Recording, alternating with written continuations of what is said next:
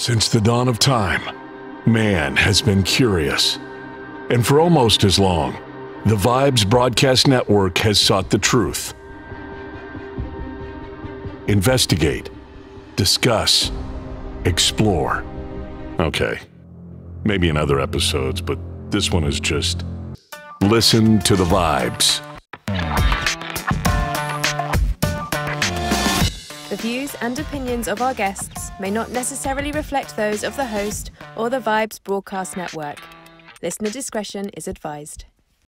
Welcome, everyone, to another episode of Listen to the Vibes, and I am privileged to have a life coach here with me, Miss Christine Myers, and we're going to learn about her and what she does, and hopefully we'll get some good advice that we can help you along your path to becoming successful. So how are you today?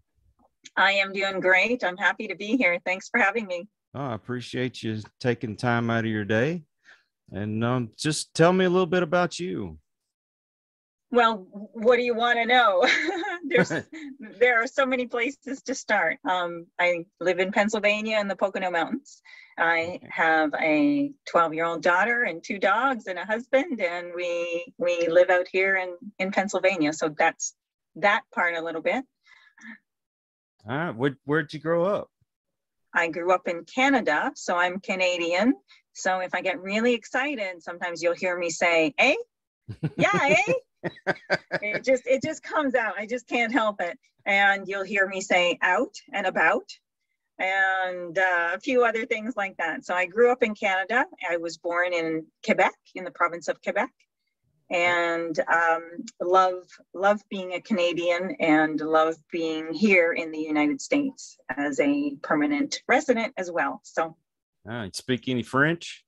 I do. I am French Canadian, and yes, was my first language was French. I was quite fluent at one point. Now I'm a little bit out of practice, so some of the words aren't readily there all the time, but I still speak French with my daughter and have, introduced her to French at least. And I speak French with my mom when we chat. So I love being French Canadian as well. Well, on this channel, we're all about good vibes, and in this world of good vibes, we're trying to bring them about. How did you get into it? Well, it certainly wasn't about vibes. It really was my own questioning from my childhood. I always wondered how things really worked. And I always was struck by, I wouldn't have said it in these words back then, but I was struck by having conversations or being in relationship with 2 people where they would say something and I could feel, again, I wouldn't have used those words, I could feel the vibe was off. So they were saying something that they didn't really mean, or they weren't something that they weren't saying something that they really meant with their vibe. And so those incongruencies really caught my attention. So I think my interest in vibes, vibrational interpretation, really started early. And I remember over the course of my lifetime feeling disempowered, feeling like things were out of my control, feeling like random things were happening or people were doing things to me. So life experience, right? Having these exposures to things that I interpreted and felt. And so I think the big discovery for me was to discover and search for my own empowerment. And I really feel like that's the core and heart of my work is self-empowerment. And that can mean a lot of things to a lot of people, but it really is about understanding that you are the creator of your own reality and that nothing is done to you. You are attracting it. You are your own point of attraction. And so things respond, the world responds in vibrational equality to what you're putting out. That's really it. That's what my work is about. And the reason for it is for understanding that you are more empowered in your day-to-day and in your outcomes and in your relationships and in your experiences than you might be giving yourself credit for. Because it's sometimes difficult to take the credit for things that happen that you don't like or don't want. And yet it's not empowering to not take credit for it, because if you don't take credit for it, then you can't do anything about it. Well, you know, from personal experience, I find, I guess it's kind of narcissistic when I feel like everything in the world's my fault. So but aren't we all narcissistic to some because we're all selfishly wired, right? I can't feel for you. You're the interpreter of how I feel, and I'm the thinker, I'm the feeler, I'm the creator. And so aren't we all sort of wired selfishly, narcissistically in that sense? Right. And so I understand also what you mean, but the world does revolve around you. It responds to your point of attraction. It responds to your vibe. It responds to your output. So it is all about you in that sense. And so I did interrupt you. So no. You were saying? No, well, I guess my point was how do we get past that thinking that, well, I mean, I guess you answered my question there, but I'd always wondered, how do I get past always feeling like everything's my fault? This sounds stupid, but I won't even watch a football game sometimes because I feel like I'm making them lose. You know what I mean? Well, you know, I think that we are trained. Mm-hmm. So first, we are the creators of our own reality, and it is our agency what we experience. It is our thoughts and our emotions and the output. So it kind of makes sense that we would also interpret that to mean that it's our fault. If we can now make a distinction that how someone else feels is not your fault, it is their interpretation of the events or their interpretation of you. You might have said something that could be taken as hurtful, but still you're not the owner of their feelings, they are. All right. So I think it's an observational thing that we do as human beings, and at the core of our understanding that we are the creators of our reality, but then we see someone else responding to us. So of course, doesn't that make sense that we would think it's our fault? I know I grew up feeling like that a lot. Everything that person was angry, that must have been something I did, wasn't it? Or. So it was always, I took it that it was my fault. And so this material, this information, when I did, you know, sort of blunder into it. I know that I was asking the questions, but I didn't know where to be looking. And then I came across it. And over the course of time, I've come to understand that how you're interpreting me is up to you. How you're feeling is up to you. How you're taking what I'm saying, the only thing I have charge of is what I am outputting, what I do really mean. And so in terms of your feeling like sometimes I don't even watch a football game because I think I might influence them to lose. We all have power of influence, certainly, because people are observing us. But the best power of influence is truly by you being in your own power, then you can influence others to their own. When you're not, then you can be an influence to them to diminish themselves as well. But what influence do you want to have on others? For the pleasurable experience or for the diminishment, which is a false premise to begin with? We are not disempowered people. We are truly empowered people, but it's your perception of it that makes the difference on how you experience it. Now, how do you work with somebody on their mindset when you've got somebody on the opposite end of the spectrum who refuses to take responsibility for anything that they do? Well, I don't. The answer to that is I don't take clients. I only take clients who are willing to consider the idea that they create their own reality and that they're ready and willing to take the credit for it. If you and I were I actually had an interview with a potential client, someone who wanted to be my client years ago, and this person didn't even want to consider the idea that he was an attractor of his experience, that his thoughts projected a frequency that then was being responded to. And so that's not a road I'm willing to take with someone. I'm not going to drag you through the mud to get you to the other side and have you throw mud at me because I dragged you through the mud. So I don't. You have to be willing to at least acknowledge and accept, and be willing to be open to the idea that you are the creator of your reality. And then from there, then I start to demonstrate to you how that is. Now, do you get this from, because I read the book, The Secret. Is that where you're getting a lot of this from? Or is this just something that you kind of, I don't know, thought of? Well, is there really ever an original thought? I don't know. Yeah. Sometimes I think nobody thinks like I do. well, and to that point, you are the unique thinker of your thoughts, right? You are the unique translator of your thoughts. But these ideas, these premises, these foundations have been around for a very, very, very, very long time. So right.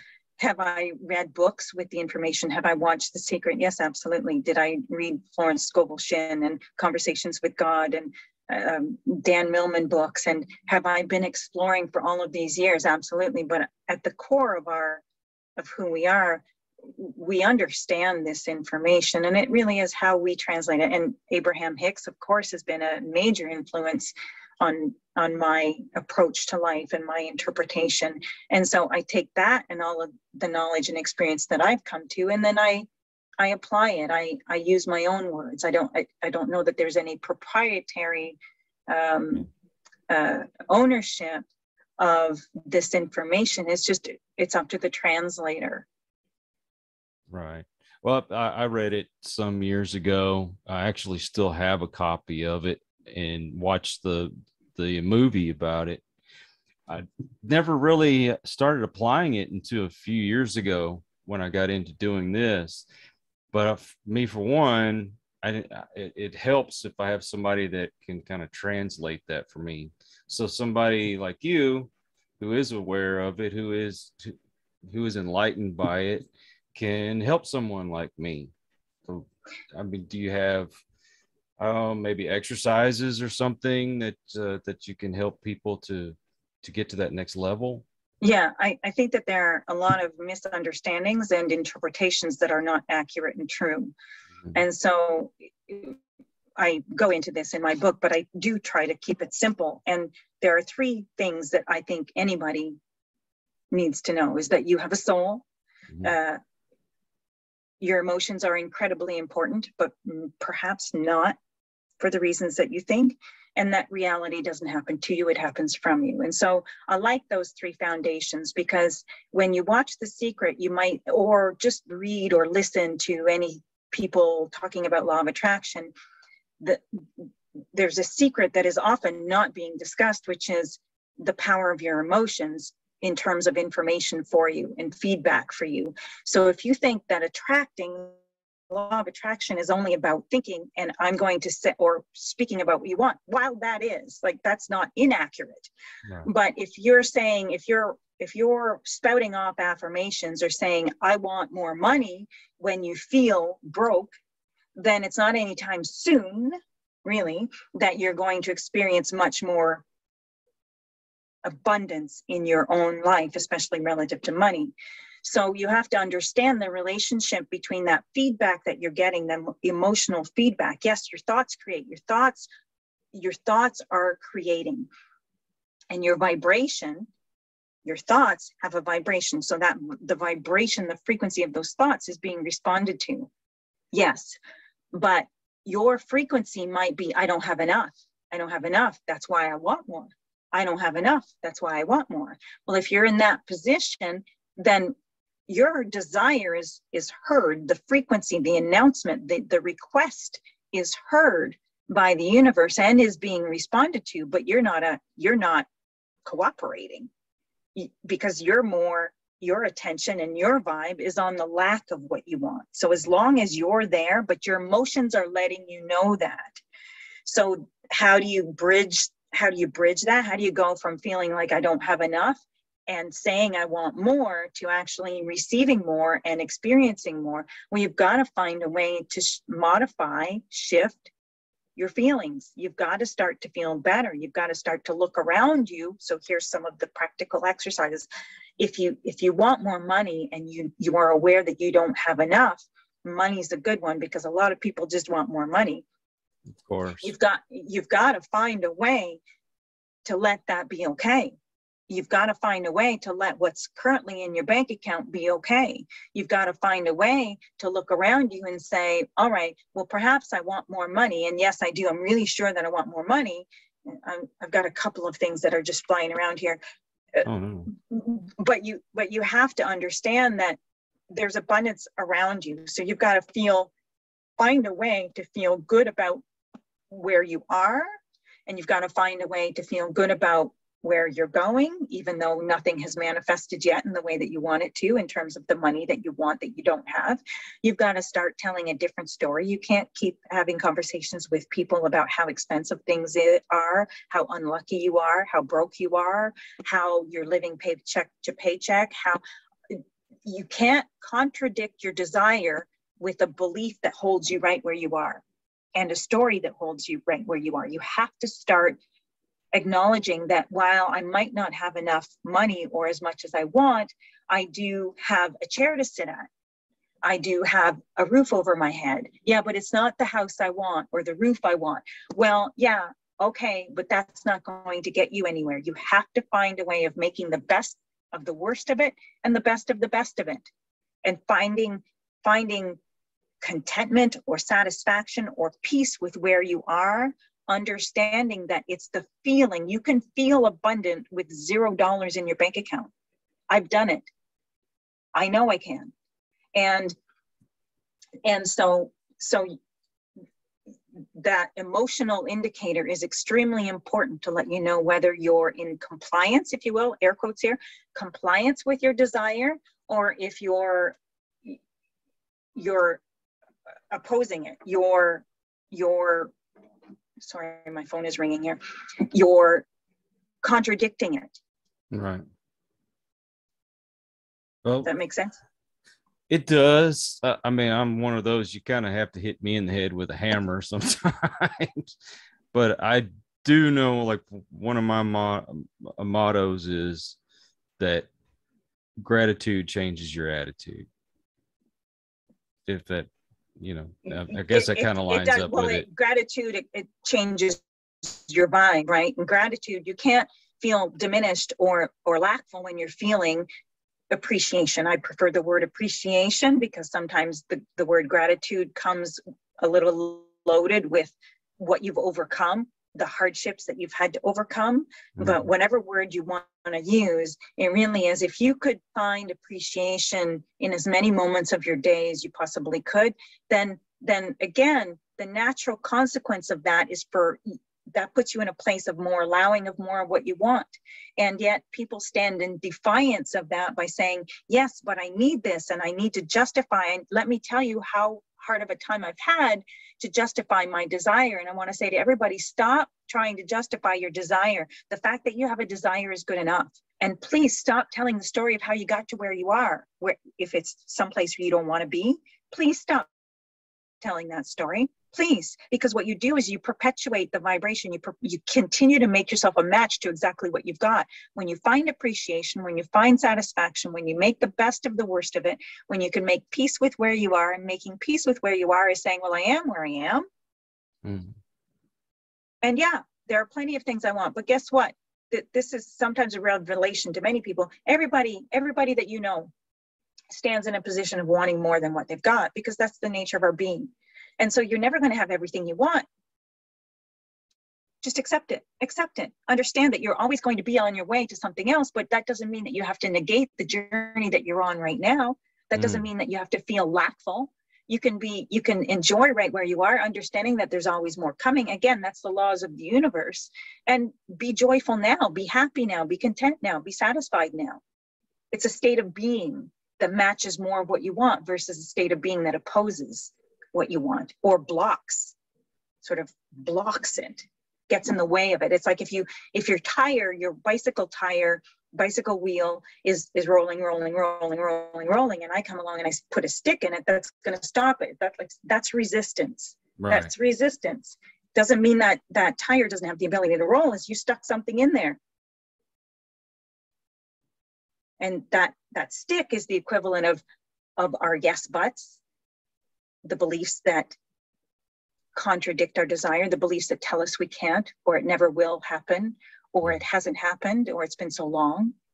Any of that contradictory thought is like you putting a stick in the spokes of that wheel. I, for one, have got to get past that myself. There's always that, I'm so unlucky, or, like you had said before. So what kind of exercises could I personally do? Is it a meditation thing, or how do I do that? Well, there's no right way to go about it. It's just paying attention to how you feel. When you hear yourself telling a story, that's a belief that you've come to understand about yourself, which isn't true, by the way. It's not going to feel good. Right. Any belief about yourself or anything that is not true is going to feel off. And so how do you change that? Well, you decide that you can make a statement. I'd like to believe that I can. I'd like to believe that I'm capable. I'd like to believe that I'm able. I'd like to believe that things work out for me. I'd like to believe that, right? Then that way you're not threatening a belief that you've decided that you have, but you are, it's kind of like if you were driving down the road and you decided that you wanted to go east, but you were going north. So you would start perhaps just moving your steering wheel in the direction of east. And it's kind of like that. When you start to say, I'd like to believe, I'd like to believe, I'd like to believe, I'd like to believe, you're starting to steer your car in the direction of where you want to go. It doesn't mean that you're there yet, but it's way better than saying, I don't believe. It's way better than saying, here's what I believe and I'm sticking to it, when that belief is clearly not something that you want to continue believing. Because if you believe that you're unlucky, guess what? You're going to collect evidence. You're going to rendezvous with all kinds of evidence that affirms your belief. As humans, we want to be right more than anything. True. So we will look for evidence to back our beliefs up. So you've got to decide, if I want my quote unquote luck to improve, then what would I need to believe? What would I need to believe? Well, I would need to believe that perhaps maybe luck isn't part of it at all. Secondly, I would have to believe that I can change this. Third, I would have to believe that it's not luck at all. It's my point of attraction. And no wonder I've been attracting situations where I feel unlucky, because I've been feeling unlucky. Feeling unlucky was my first indicator. Well, I'd like to feel lucky. Well, okay, how do you do that? Well, you stop telling the story of how you've been feeling and how you got here and why you were right about that. And you start exploring perhaps, well, what does lucky feel like? And again, I'm not at all saying that there is any such thing as luck, because I don't believe in luck. I believe in creation.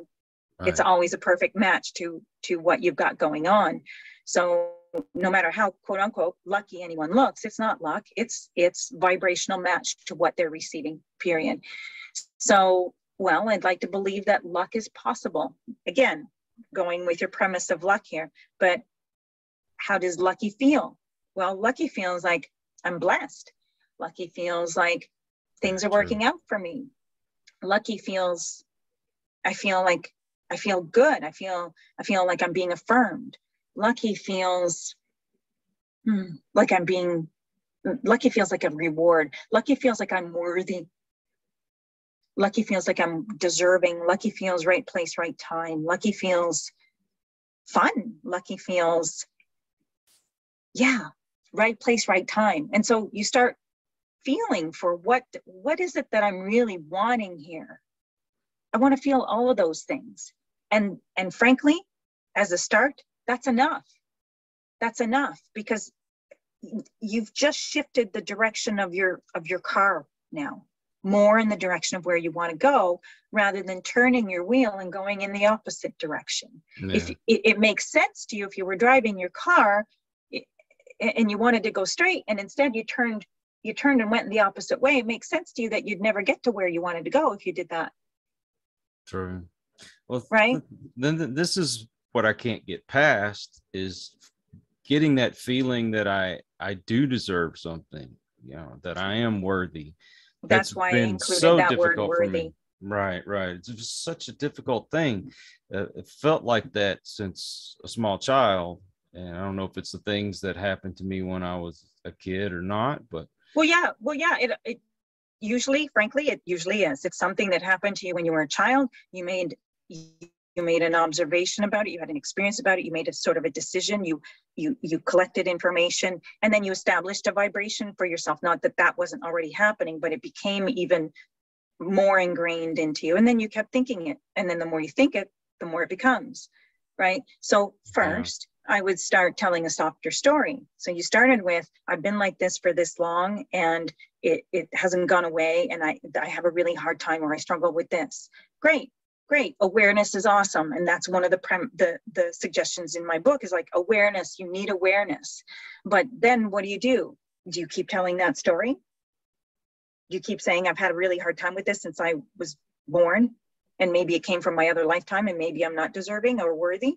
Or do you start saying, okay, I recognize that those things don't feel good to me when I think them. And I recognize that that is me pointing my car in the opposite direction of where I want to go, because none of it matches my desire for worthiness, to feel worthy. So how do I feel worthy when I don't feel worthy? Well, my answer to that is, well, you certainly don't do it all of a sudden. You do it a little bit at a time. I'd like to feel worthy. I'd like to feel like I'm deserving of what I want. I'd like to demonstrate to myself that I'm capable and able. I'd like to demonstrate that I'm as worthy as anyone else. Maybe it's never been about worthiness. Maybe it's been about a misunderstanding of the laws of the universe and my ability to attract. Maybe I've been, and you have been, in brackets, maybe I've been the attractor of my experience, but I never understood that I was the powerful attractor of my experience, and that everything that was coming to me matched my thoughts, or certainly matched the essence of my thoughts. What if this is easier than I've been thinking? It doesn't really matter how long I've had this going on. What matters is, which direction do I point my car in now? Right? My thoughts. Yeah. What story do I tell from now? Well, I'd like to feel better about this. I'd like to see some sort of inkling of my worthiness and my value. I want to feel worthy. Well, what does worthy feel like? Worthy feels deserving. It feels like goodness. It feels like unconditional love. It feels like right place, right time. It feels like light. It feels fun. It feels easy. It feels easy. It feels easy. Worthiness does not feel like struggle. Worthiness feels easy. And so recognizing that you can tap into what the essence of worthiness is for you, again, is another step. And this all sounds perhaps a little bit blah, blah, blah, blah, blah, blah, blah, blah, blah, blah, more blah, blah, bullshit, right? But it's really not, because when you start to change how you feel, relate it to changing the direction of that you're driving your car in. When you start changing how you feel and you stay on it, meaning when you catch yourself in the middle of a story that sucks and that feels bad, stop it, hang it up and leave it. And maybe not in that moment, but perhaps later, you ask yourself, what would I rather believe? What feels better for me to believe? It feels better for me. If I were to ask you, what feels better for you to believe? To believe that you're worthy or not worthy? Feel a lot better to feel worthy. Yeah. What feels better for you to believe? To believe that you're deserving or not deserving? Deserving, of course. Yeah. What feels better for you to believe? That you can or you can't? That I can. Yeah. What feels better for you to believe? That you were born worthy, or that you have to earn your worthiness? Ooh. Well, I had a personal experience. I like to earn my worthiness, but to be born with it would be awesome. Therein lies the problem. You think you have to earn your worthiness instead of knowing and understanding that you were born worthy. Never thought of it that way before. I've always been taught that you have to earn it. And by other humans who misunderstood who they truly were also, right? Because the majority of the time when we're trying to prove or earn something, we're trying to prove or earn it to someone else with respect to how someone else is observing us, right? You've got to work hard and you've got to earn every penny. And I'm not saying not to work hard. I'm not saying not to have some pride in moving towards something, right? Meaning I'm going to move my way. I'm going to learn this. I'm going to learn that. Therefore, perhaps that could be interpreted to mean I'm going to earn my way. But the foundational premise of who you truly are is that you are worthy because you are here. You were born. You're breathing. There's no oxygen being restricted to your lungs, is there? No, there isn't. No, meaning there's an abundance of oxygen to be okay. So the premise that you have to earn your worthiness is a false one. So what if you were born? I would encourage you after this call sometime to write down what if I was born worthy? How would that change things for me? What if my premise has been off from the beginning, that I wasn't worthy and I needed to earn my worthiness? Again, that comes from religion and the people who came before us, right? Subjecting ourselves and them, what they came to believe. Most of those beliefs are made up when someone isn't getting what they want. And so they have to come to some conclusion about why that is. And it's never because you're not worthy. It's because you're just not vibrationally compatible with it yet. It's because you're opposing it. You're putting that stick in the tire that would naturally roll. See, so in lies the problem. And I'm not saying this is a but kind of hard not to say that when you have society like we have now, that is trying so hard to make everybody feel bad for having any sort of privilege or, like I said, a type of work. They want you to feel like you're not worthy.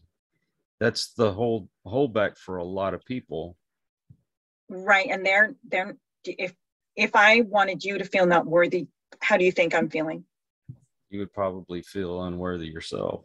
Right. So is that the blind leading the blind? I don't mean to be offending anyone with that statement, but so who are you following? Are you following and again, that's why the perspective of understanding that you have a soul, and that soul is always communicating to you through vibration, through frequency. Understanding that piece is important, because who are you going to turn to, the peanut gallery or your soul? Your soul, who has the highest of frequencies and knowing of who you truly are and understanding of who you truly are and what you're capable of. Who are you going to turn to? Well, that inside job, or the outside exterior validation or criticism that you're going to receive, that people don't understand that they have their own guidance. That's right. Well, it's why I've pretty much given myself to non-duality, is to have that sense of, number one, God, the universe, being one with the spirit, that everything is connected. And I mean, your attraction, when you think negatively all the time, that's what you attract. And trying to be positive all the time, I think it helps. I just haven't quite gotten over that hump yet. Well, it's not really a hump. It's momentum. And the point of this, again, once the wheel gets rolling, it keeps going, right? Right. If you're inserting something in as it's rolling, then it stops it or it slows it down. So understanding that wheel is always going. So it's not about always thinking positive. And I think that's another interpretation about law of attraction. So you just want me to pretend and say positive words and just sound positive. No, that's not the point. What I want you to do is pay attention to how you feel and understand that your emotions are indicators. Your emotions are information for you, and you get to do something about it. That's it. Whether you feel happy or sad or mad or glad, there's no judgment being asserted onto you from some big person in the sky or lack thereof. There's no judgment. It's simply, this is information for you that you can do something about. But But to your point, if you've been focused on something and you feel there's a negative attitude, mood and attitude toward it, you're not going to get positive all of a sudden, but you could get a little less negative. True. True. Right? And that's bridging that gap.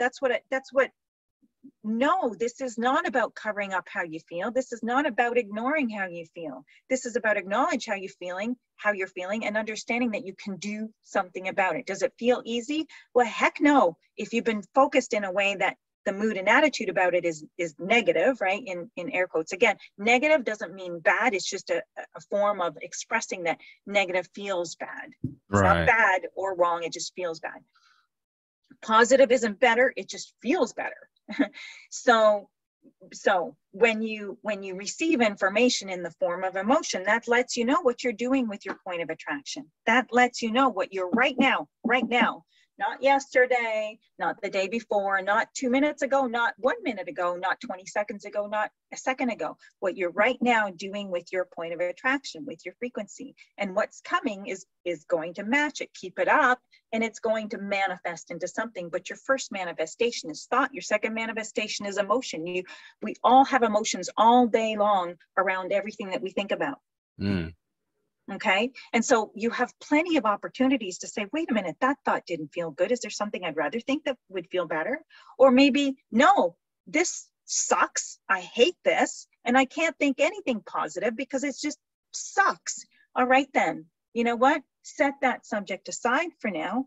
Recognize that you don't feel very good about it. And there's no chance in hell right now, anyway, with that intensity of emotion that you're going to feel better very much. So why struggle with that? Why not take a walk? Why not think about your dog? Why not think about the blue sky? Why not look at the butterflies? Why not color, or think about something that you're really interested in, that listen to music. Gosh, we could go on and on and on and on about anything. Why not shift your focus? Because where your focus is in this moment is where your point of attraction is. So why not shift your focus to something that feels better? Right. Don't try to feel better about that one right now. So it might sound like I'm contradicting myself based on what I said earlier. But this was an intense negative emotion. So why not leave that where it is? Understand that you're feeling bad. Understand that more attention on that is just going to have you get more tied up in knots about it and want to justify your position about how right you are about how shitty this is. Right? Right. So go on to something else. Do something else.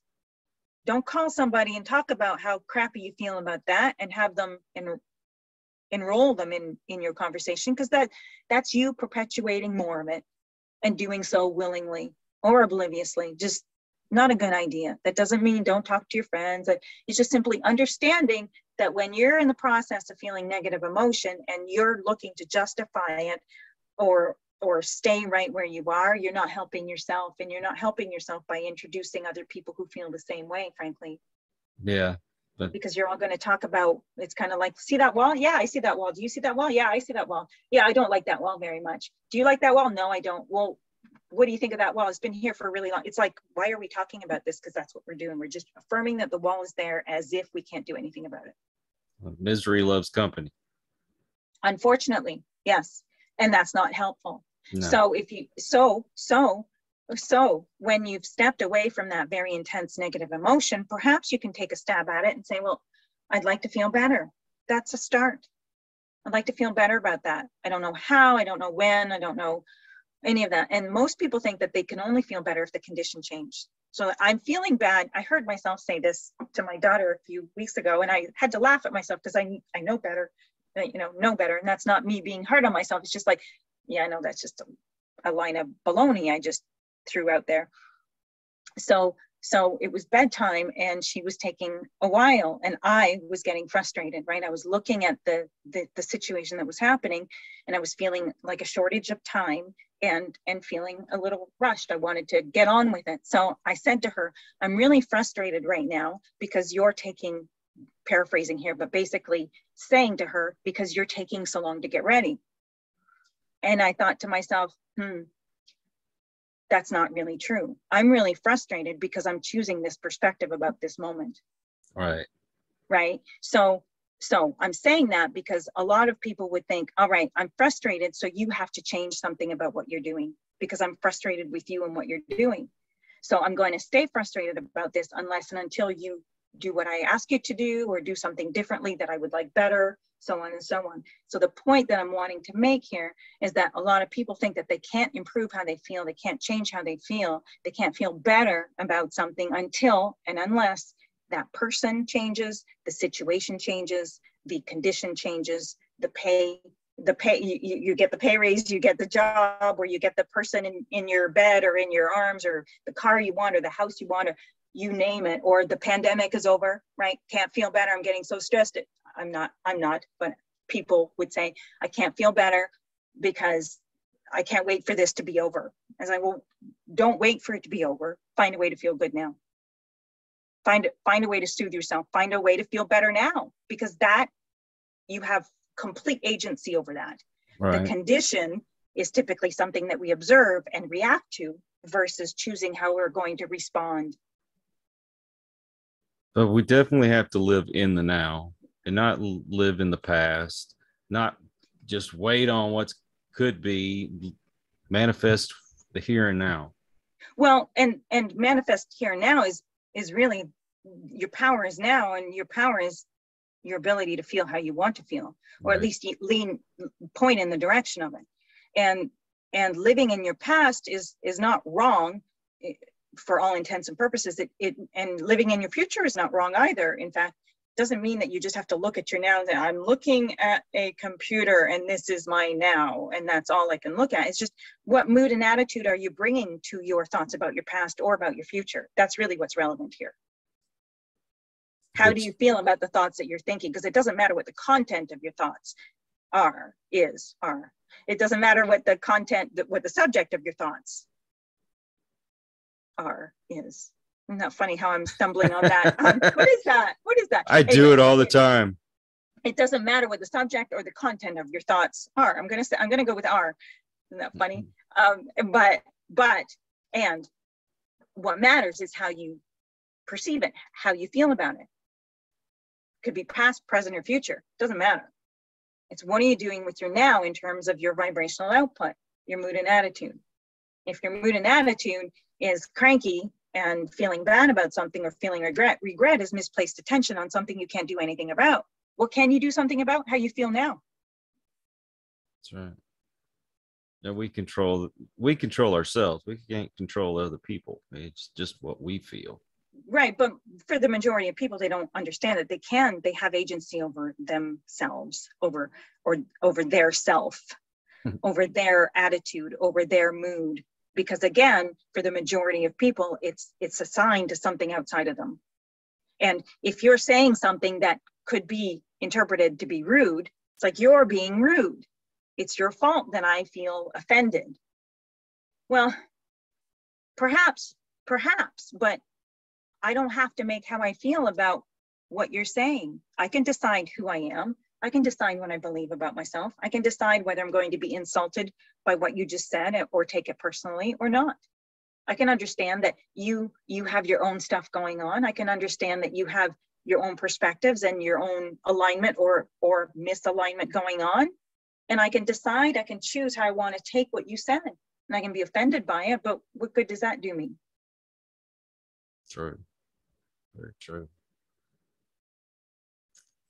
So much to think about.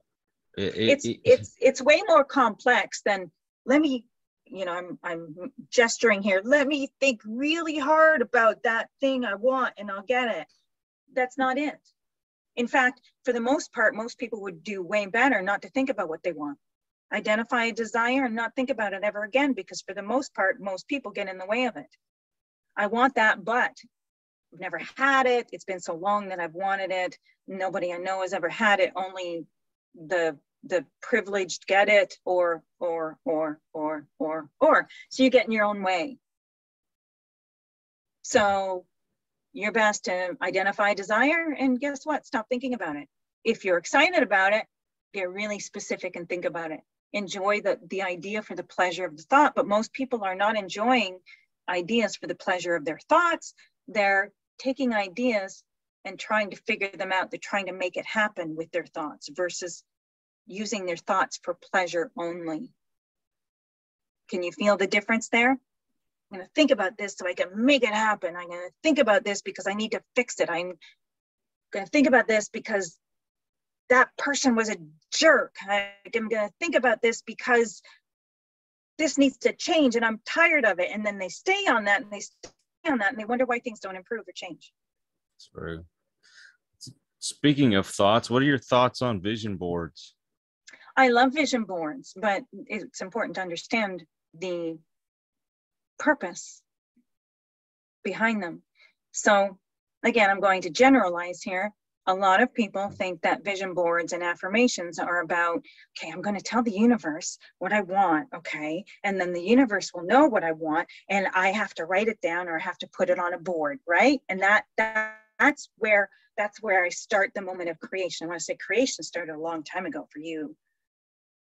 It started in the moment that you had an experience that you didn't like. It started in the moment where you saw something that you wanted and perhaps you were without and were either excited about it or not excited about it. But creation happens all day, every day. What the vision board and what the affirmations do are it helps you align with what you've already told the universe that you want. Whether you used it verbally, you said it verbally, or even whether you thought it or not, whether you know consciously or not, there are desires being birthed from you all day long, every day. When you're having life experiences, you have a meal that's too hot, you immediately desire something that's not so hot, that doesn't burn your tongue.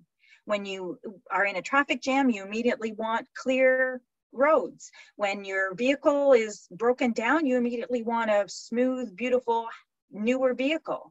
Like whether you have told in words, in your verbal words, or in writing, the universe what you want, the universe, your inner being, your soul knows what you want because your vibrational request is made immediately in those moments.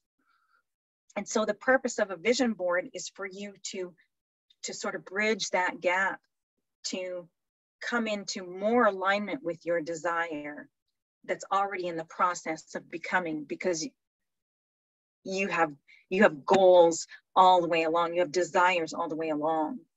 And so it's more of a process of you coming up to speed with it than it is anything else. So do it if it's fun, do it if it's inspiring, do it if you take pleasure from it. And if it feels like it amplifies your awareness of something that you want, that you don't have, that you don't have, that you don't have, that you don't have, that you don't have. You see what I'm doing here? Again, a lot of people do that. I'm going to put this little picture on my vision board and I'm going to write these words that I don't feel. And when I put them there, I'm going to feel angst and I'm going to feel neediness and I'm going to feel like I'm missing something. I want this so badly, but I don't have it. Guess where your point of attraction is? Then that vision board is useless. Sure. Again, you can't overcome your vibration. You can't compensate for your misalignment through your words or through your pictures. So, okay, let me ask you this. Say there's a picture that I've looked at in the past and it just gave me that really good butterfly, good feeling. I want that, right? Desire. I want that. Right. Yeah. Okay. Now, perhaps it's not the picture of what I actually want, but it's kind of representative of what I want. I'll give you an example. When I was a kid, I had a Walt Disney book and it had Donald Duck in it. And but there was this picture. He was by a tree. He left water hose on, and it made this, nice little flowing bit of water going by. It almost looked like a river, but for some reason, every time I looked at that, it gave me a lot of joy. And when I picture where I want to live, that kind of vision is what I get. So if I got that exact picture that made me feel that would help me be more aligned with my vibrations of where I want to live. Right. And anything that we all want is truly for the reason that we associate with it, right? So let's pick a car or a place that you really want to live, and you get a visual or you have a sense of a location. The reason why you want that is because how you imagine you will feel once you have it. You want the car because you think it represents success, or it represents independence, or it represents freedom, or it represents whatever that means to you. And you get to decide what that means to you, but that's really the reason why you want anything. So if you can get to the heart of it, the core of it, of how does that little duck along the stream, what is the feeling that it evokes within you? What is, and what I get is a feeling of playfulness, a feeling of freedom, feeling of flow, a feeling of freedom, and playfulness is really, really present here. A feeling of laissez-faire, chill out. I'm not wanting to put words in your mouth, but those are the things that you want to identify. So what does that picture represent for you? Let's say it's a joy, but here's my thing is water in general. I that's where I ground myself. I feel the most relaxed, the most happiest when I'm around any kind of water. And so that little, it looked almost like a little creek flowing by. And yeah. That's the thing that brings me that feeling of relaxation. And it's like the chaos has kind of disappeared. So again, you can close your eyes and get a picture of that in your mind, and therefore affect your vibration now. You could feel that right now by just sitting with that picture in your mind. Nothing had to change. And you felt differently. Mm-hmm. Okay, so right there, that's thank you for bringing that up, because that makes the point that I was making earlier, is that nothing has to change, and you can evoke a different feeling within yourself. And so the more you can feel that, why not feel that? True. And once you feel that feeling, you can open your eyes up, if you will, and you say, all right, my intention for today is to be feeling that way, and to be noticing things that feel that way. It doesn't just have to be water. You don't have to be always or ever near water. And I'm not saying you shouldn't be. I'm simply saying you can evoke that feeling within you by focusing, and focus is what creates the feeling. So I had that in a past life regression where I was told to think of where I felt the most calm, and that the water and the hills and all those things, those bring the most calm to me, the most joy. So it's a childlike feeling, I guess you'd say.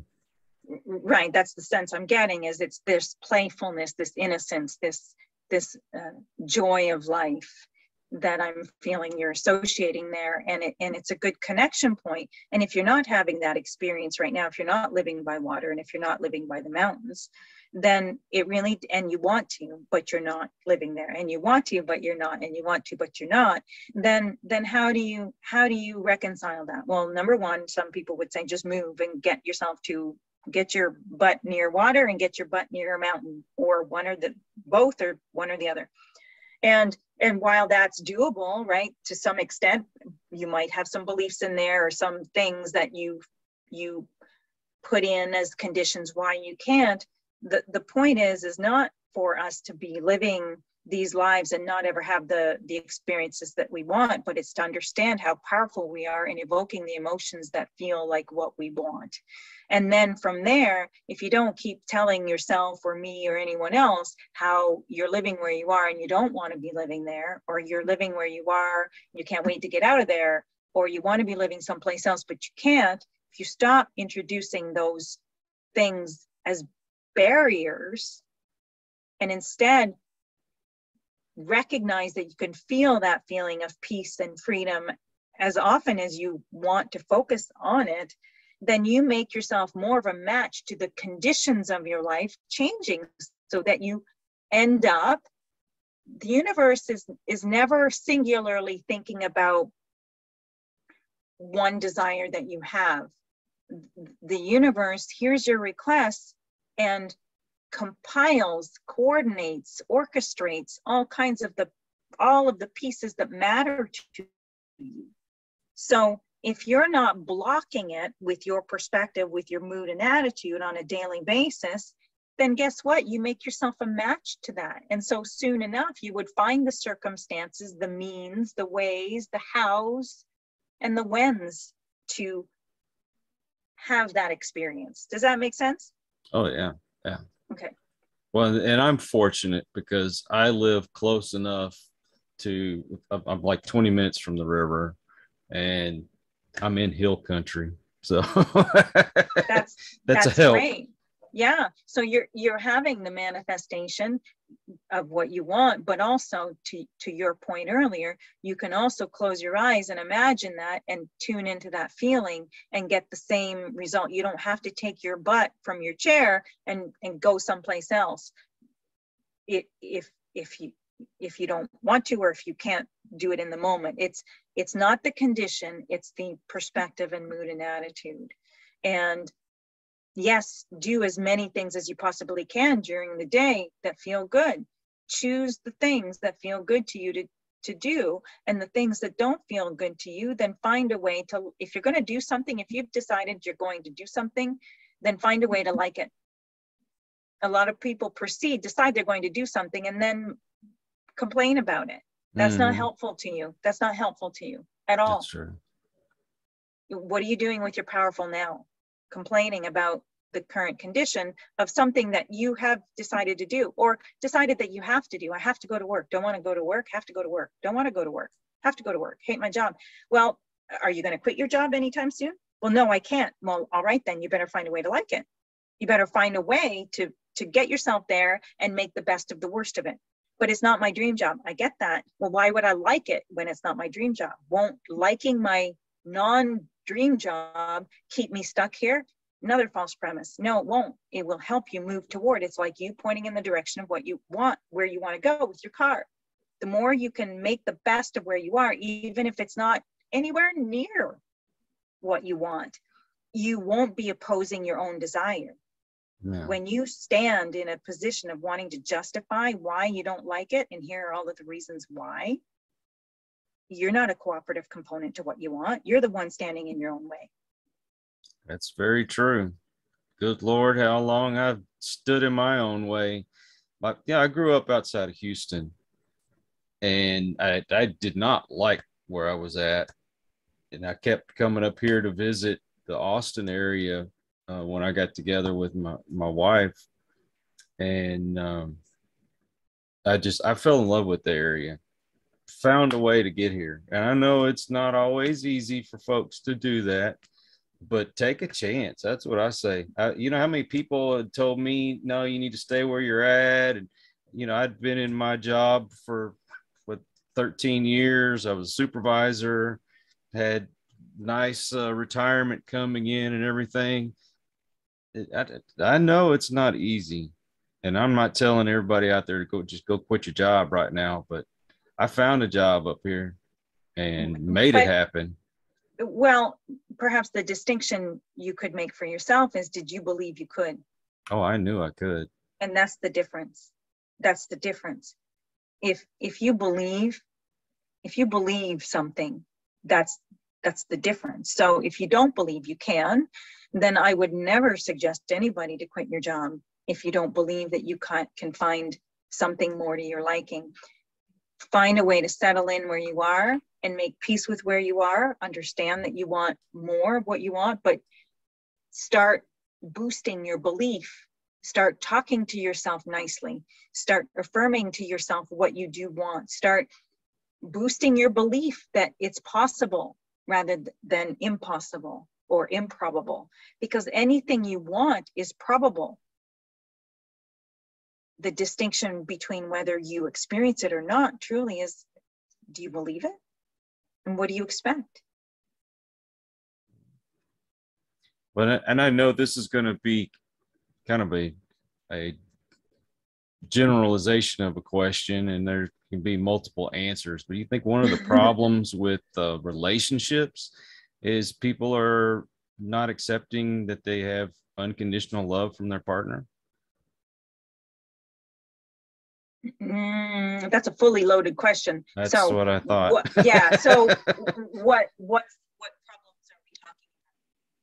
Well, because a lot of people don't have unconditional. In fact, more people than not have conditional love from their partner, not unconditional love. They have unconditional.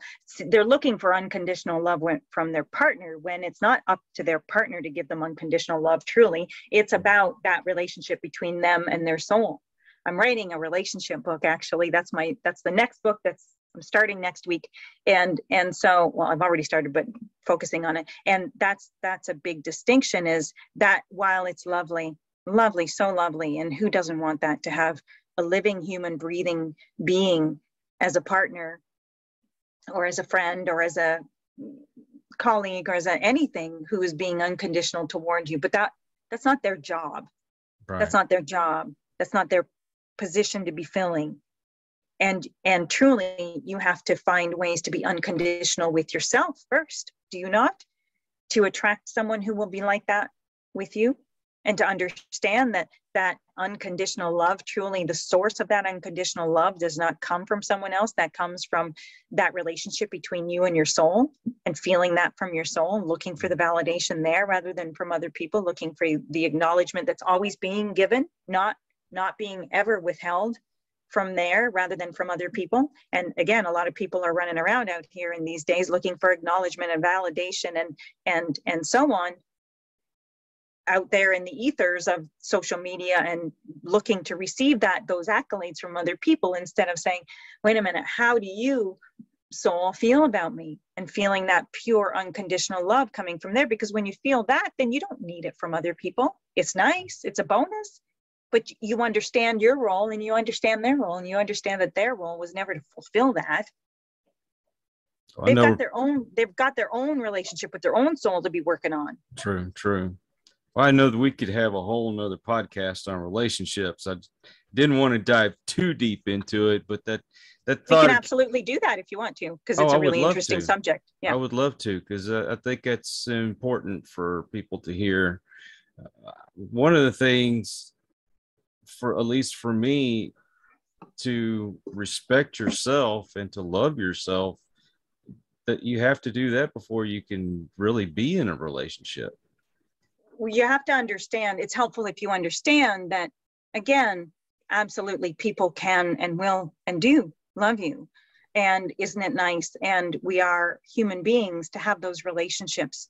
Absolutely.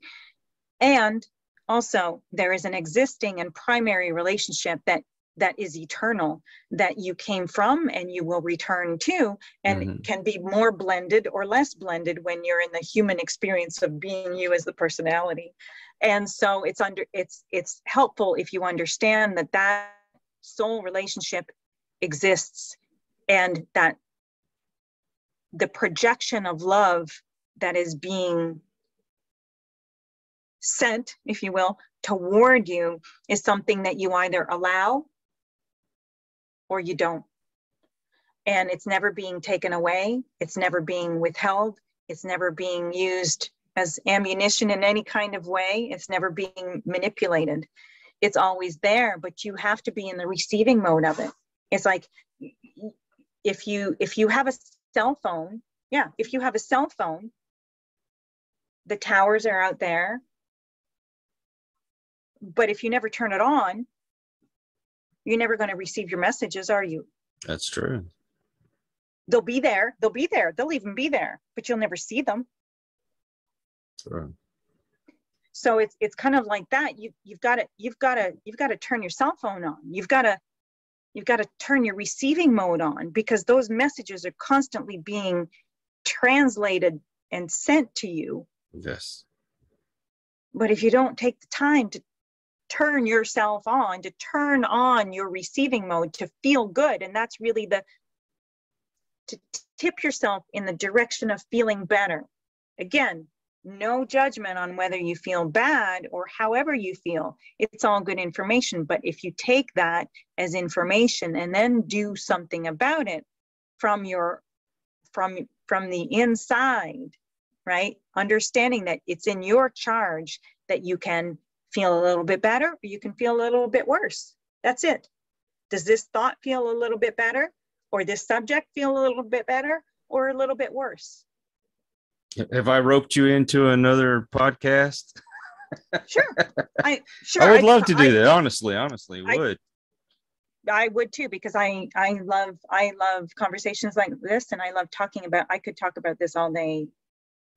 Oh, I hear you. All day long. So yes, let's do it. Well, I've been trying to work on myself for several years now. My heart attack was my starting point, and I wanted to change some things about me. And I'm hard-headed. I'm sure a lot of other people out there are like me, and some things don't always sink in right away. I've heard different people explain these things, and I don't think anybody's explained it to me like you have. It hadn't really sunk in until today. So I appreciate that. I really do. Now, before we go, you have a book called Keep It Simple, Smartypants. I do. Okay. I do. Yeah. Can you tell me something brief about it real quick and how people can get a hold of it? Well, really the premise of it is keep it simple, Smartypants. And it's really about people who are overthinking and overanalyzing and not understanding the simple concepts. Yeah. The three things you need to know: you have a soul, your emotions are important, and you create your reality. And if those are the three things, if that's all you ever knew, and you apply the 4 steps that I have in that book, that's all you need to know. But you have to apply it.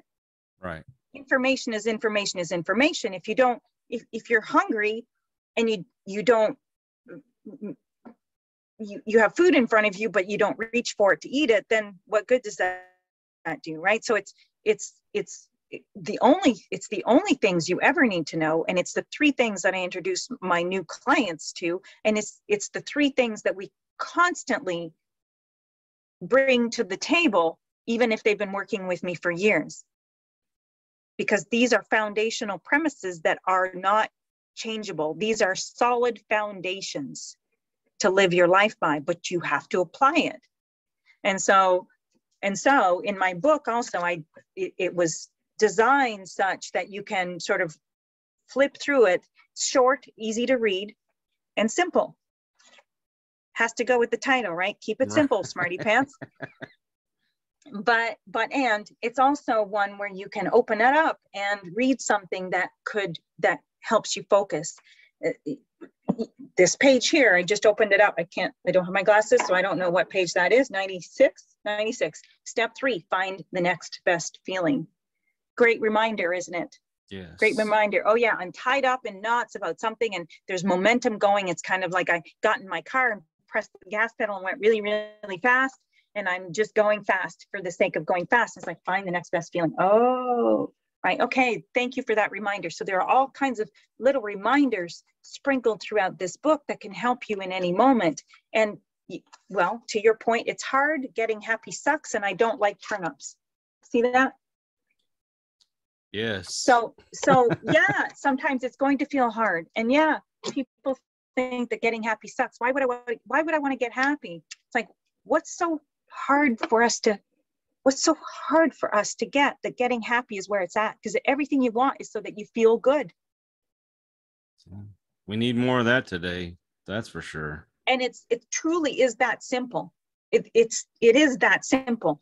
Does it take practice? Yeah. Does it take sort of rethinking things from the perspective that you have come from? Yeah, probably. But is it that simple? Yeah. Is there anything complicated about what I'm presenting in this book? Nothing. Do you have to practice? Yes. Will you have to practice for the rest of your lifetime? Yeah, because you can get on a train and go in that direction, or you can get on a train and go in that direction. And I like to ask people, if you were to go to a restaurant and they were to serve you a meal and you didn't like anything on the plate, would you just eat it because they put it down in front of you? Not me. you're more likely to say, well, no, I would rather order something that I like, right? So think about that with your thoughts. It's like, just because there's something to think, here's what's there for me. Here's what I'm thinking about that. All right, well, it's there to think. Do you like that meal? Do you like what's being presented on that plate? No, not really. Then why are you effectively eating that meal that you don't like? And then complaining about it. Why don't you say, all right, that's a meal that's being presented to me. I don't really like it, not really my preference. What would I rather have? So translate that into, what would I rather think? What feels better to believe? What feels better to think? What other subject feels better to think about? What else could be true about this? Right? All of those are stimulating questions that are truly saying to you, saying, hey, waiter, I'd like to order a different meal. Instead of just eat, it's just there, so I'm just gonna eat it. Just there. Doesn't cut it, because you're the creator of your reality. You're the attractor of your experience. So you might as well decide that, hey, if you don't like that plate full of stuff, then it's your thoughts. It's your thoughts. You have to shift in some way, shape, or form. Very true. And where do people get a hold of this book? Amazon. Amazon. Okay. Amazon. Keep it simple, Smarty Pants. And you can also download. Amazon only lets me give you a 12 pages to download, but you can also go to my website, ChristineMeyerCoaching.com, and get a free download of that. And I am on Instagram, not often, but Christine Meyer Coaching. I'm straight across the board, Christine Meyer Coaching, wherever you want to look for me. Okay. So, yeah. And of course, if anybody gets the book, I love reviews. That's always good for an author. So I'd love reviews. I will put the links in the description of this episode.